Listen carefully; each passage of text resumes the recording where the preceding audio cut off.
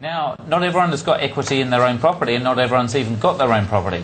So if you haven't got much of a start, is it worth trying to invest with friends and family? Question for you, Vanessa. What are your thoughts? Look, I think whenever you invest with friends and family, you've got to treat it like a business.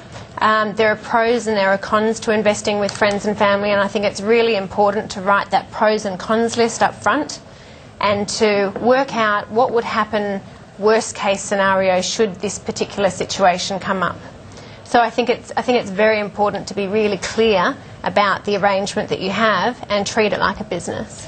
And so should everyone's contribution be exactly the same, or can you have people with different things and everyone brings something different to the party? Yeah. Look, I think everyone would like the contribution to be equal, 50-50, but often people do invest and some people have 100,000 to put in, another person has 80,000 to put in.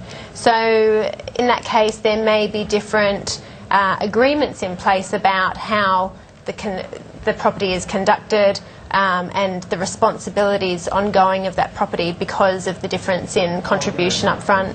And I guess a really good example for a lot of people is kids investing with their parents, is that the kids might have the time, they might not have the knowledge, but they might be able to get the knowledge of how to do it. They can walk streets, they can organise tenants, they can do maintenance, but then the parents have got the cash and they don't want to have the hassle. So that can be a reasonable bond as well. Yeah, absolutely, and I see a lot of parents investing these days and helping out their children to get into that first property, because it is a really hard thing to take that first step and to get into your first property. So if you've got a parent and child situation where the child can take on, you know, extra responsibility because they are in their 20s and they have that time available to them, and the parents have contributed a larger sum of funds, then that would work out perfectly.